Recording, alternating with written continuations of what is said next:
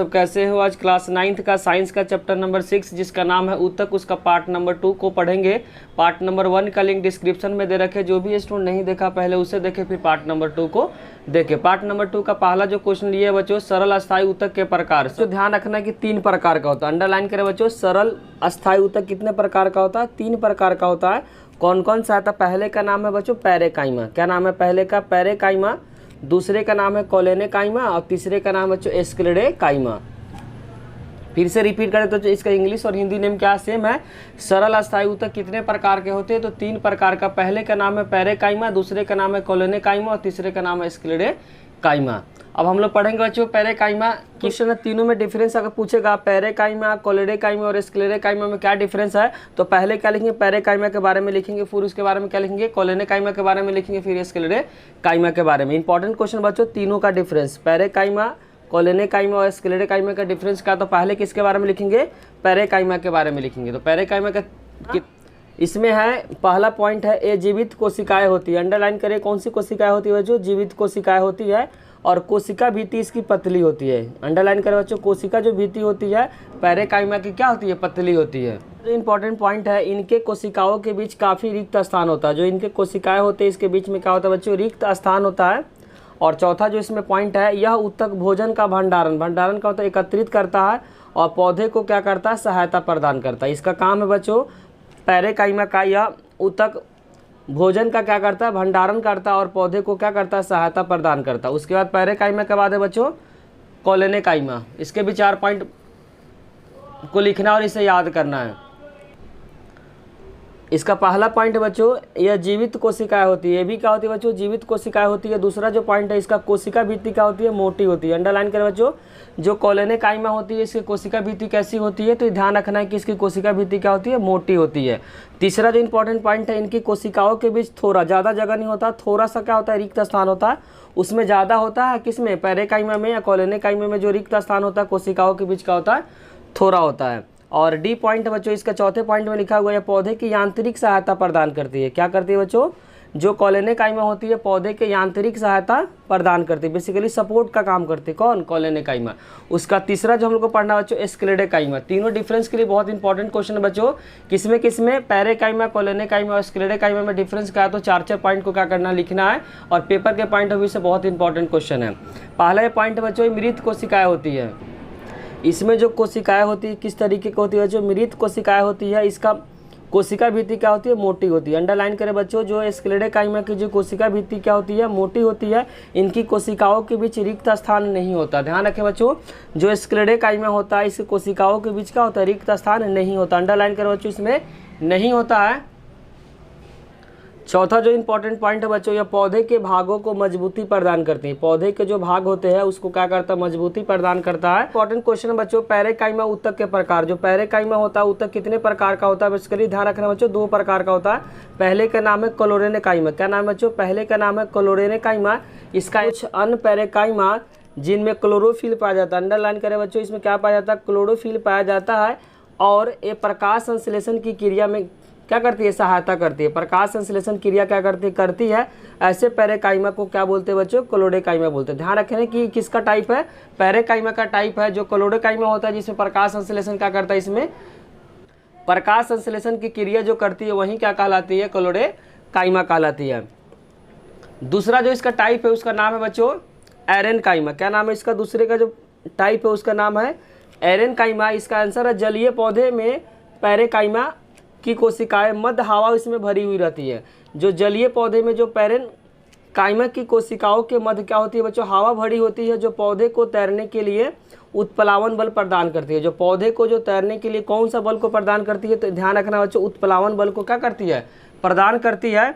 और इस प्रकार को पैरेकाइमा को बोलते हैं बच्चों एरेनकाइमा। इसमें ध्यान रखना कि जो पौधे के वजह से ही क्या करते हैं बच्चों? पौधे क्या करते हैं? जल में तैरते हैं। ध्यान की इस बात को रखना है। और नेक्स्ट जो इंपॉर्टेंट क्वेश्चन है बच्चों, कोलेनेकाइमा किसे कहते हैं? इसका आंसर बच्चों, यह सरल अस्थायी ऊतक का क्या है? प्रकार है। ध्यान रखें, जो पहले जो पढ़ाए थे बच्चों कोलेनेकाइमा, किसके पॉइंट ऑफ व्यू से पढ़ाते? डिफरेंस के पॉइंट ऑफ व्यू से पढ़ाते हैं। और यहाँ पे क्या उसका डेफिनेशन है। तो आंसर है बच्चों, किसका प्रकार है? सरल अस्थायी ऊतक का प्रकार है। और पौधे में क्या करता है? लचीलापन। ध्यान रखें, लचीलापन कोलेनेकाइमा के कारण होता है। किसी पौधे में या किसी पेड़ में जो लचीलापन होता है वो किससे होते हैं, लचीलापन किस ऊतक के कारण होता है, तो उसका आंसर हो जाएगा बच्चों कोलेनेकाइमा। क्या हो जाएगा, कोलेनेकाइमा। किसी भी पौधे में क्या होता है, लचीलापन को क्या करता है, लाता है। कौन लाता है बच्चों, कोलेनेकाइमा। उसका जो नेक्स्ट इंपॉर्टेंट जो क्वेश्चन है उसका नाम है बच्चों एस्क्लेरोकाइमा किससे कहते हैं। ये भी क्वेश्चन क्या है, पेपर के पॉइंट ऑफ व्यू से बहुत इंपॉर्टेंट है। फिर से रिपीट कर देता बच्चों, जो पहले लिखे थे कोलेनेकाइमा स्क्लेरोकाइमा, वह क्या था डिफरेंस के पॉइंट ऑफ व्यू से। यहाँ पे क्या बच्चों, इसका डेफिनेशन के पॉइंट ऑफ व्यू से यहाँ पे क्या है आंसर लिखा गया हुआ। ये भी क्या है, सरल अस्थायी ऊतक का क्या है, प्रकार है जो पौधे को कठोर, ध्यान रखें बच्चों, पौधे को क्या करता है, कठोर और मजबूत बनाता है। इसका एग्जाम्पल बहुत इंपॉर्टेंट है, पेपर में क्वेश्चन बार बार रिपीट होता है कि नारियल के छिलके में कौन सा ऊतक पाया जाता है, तो इसका आंसर हो जाएगा स्क्लेरोकाइमा। फिर से रिपीट करते हैं, नारियल के छिलके में कौन सा ऊतक पाया जाता है, तो इसका आंसर हो जाएगा बच्चों स्क्लेरोकाइमा, जो पेपर के पॉइंट ऑफ व्यू से बहुत इंपॉर्टेंट है। इसको अंडरलाइन करें क्योंकि ये क्वेश्चन बार बार क्या होता है, पेपर में रिपीट होता है। नेक्स्ट जो इंपॉर्टेंट क्वेश्चन बच्चों एपिडर्मिस किससे कहते हैं, तो इसका आंसर है कोशिकाओं की जो सबसे बाहरी परत होती है। फिर से रिपीट करता है, कोशिकाओं के जो सबसे बाहरी परत को क्या बोलते हैं, एपिडर्मिस कहते हैं। तो इसका इंपॉर्टेंट पॉइंट है, शुष्क स्थानों पर मिलने वाले पौधे में एपिडर्मिस क्या होती है, मोटी होती है। ध्यान रखें, जो शुष्क जो स्थान होता है वह मिलने वाले पौधे में जो एपिडर्मिस होती है वो क्या होती है, मोटी होती है। जो शुष्क स्थान होता है वहाँ पे क्या होता है, जो एपिडर्मिस मिलती है वह क्या होती है, मोटी हो सकती है। नेक्स्ट जो इंपॉर्टेंट क्वेश्चन बच्चों एपिडर्मिस का गुण, एपिडर्मिस का क्या क्या गुण है, तो पहला गुण है बच्चों यह जल की हानि कम करके पादपों की क्या करती है, रक्षा करती है। एपिडर्मिस का जो पहला काम है जल की हानि को कम करता है और पादपों की क्या करती है, रक्षा करता है। दूसरा पॉइंट है बच्चों, दूसरा जो पॉइंट है इसमें, यह पौधे के सभी भागों की रक्षा करती है क्योंकि पौधे के पूरी तरह से एपिडर्मिस क्या होती है, ढकी होती है। चारों तरफ जो पौधे होते हैं उसके चारों तरफ से कौन से किससे ढका हुआ रहता है, एपिडर्मिस से ढका हुआ रहता है, जिसके कारण से क्या होता है, वह सुरक्षित होता है। और तीसरा जो इंपॉर्टेंट पॉइंट है, जड़ों को एपिडर्मल कोशिकाओं पानी को सोखने का काम करता है। जो जड़ में जो पानी को जो सोखने का जो काम करता है, कौन सा करता है बच्चों, एपिडर्मल कोशिकाएं क्या करती है, पानी को एब्जॉर्ब करती है जड़ में। 3 पॉइंट एपिडर्मिस का गुण है, तीनों पॉइंट को अच्छे से लिखे कि पेपर के पॉइंट ऑफ व्यू से ये भी क्वेश्चन क्या है, बहुत इंपॉर्टेंट है। अब नेक्स्ट क्वेश्चन को डिस्कस करेंगे बच्चों, रंध्र किसे कहते हैं। ये भी क्वेश्चन पेपर के पॉइंट ऑफ व्यू से बहुत इंपॉर्टेंट है कि रंध्र बार बार क्या होता है, पेपर में रिपीट होता है कि रंध्र किसे कहते हैं। तो ध्यान क्या रखना है, पत्तियों की सतह पर छोटी करते हैं बच्चों, पत्तियों के सतह पर छोटी छोटी जो छिद्र पाए जाते हैं, इन्हीं छोटी छोटी छिद्रों को क्या कहते हैं, रंध्र कहते हैं। जो पौधे होते हैं, पौधे के जो पत्ती वाले जो भाग होता है उसमें जो छिद्र पाया जाता है उसी छिद्र को क्या बोलते हैं बच्चों, रंध्र कहते हैं। और नेक्स्ट जो इंपॉर्टेंट क्वेश्चन है, रक्षी कोशिकाएं किसे कहते हैं। नेक्स्ट क्वेश्चन क्या बच्चों, रक्षी कोशिकाएं किसे कहते हैं। इसका आंसर है एस्टोमेटा के 2 ब्रिक, ब्रिक का मतलब होता है किडनी है, 2 ब्रिक का मतलब क्या, किडनी के आकार की कोशिकाएं घेरी रहती है। एस्टोमेटा को 2 ब्रिक, ब्रिक का मतलब क्या पता है बच्चों, किडनी, किडनी के आकार की कोशिकाओं से क्या होती है, घेरी रहती है, जिन्हें क्या होता है, रक्षी कोशिकाएं कहते हैं। एक कोशिकाएं वायुमंडल से गैसों का क्या करती है, आदान प्रदान करने के लिए सहायक होती है। जो एक कोशिकाएं होती है वह वायुमंडल से गैसों का क्या करती है, आदान प्रदान करने में सहायक होती है।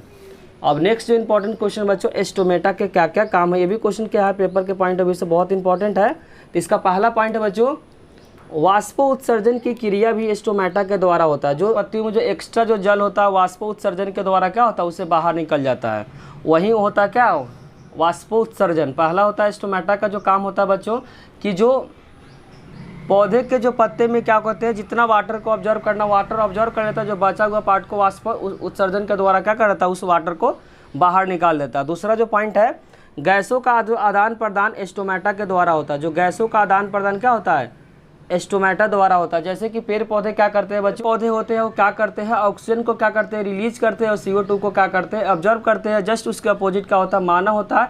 मानव क्या करता है, CO2 को क्या करता है, रिलीज करता है, और ऑक्सीजन को क्या करता है, ऑब्जर्व करता है। तो ध्यान का रखना कि गैसों का जो आदान प्रदान होता है इसी एस्टोमेटा के द्वारा होता है। अगर बच्चों वीडियो अच्छी लगी हो तो लाइक, कमेंट और सब्सक्राइब करना चैनल को ना भूले। कोई भी डाउट हो तो कमेंट सेक्शन में जरूर लिखिए, और नेक्स्ट पार्ट नंबर 3 में करेंगे।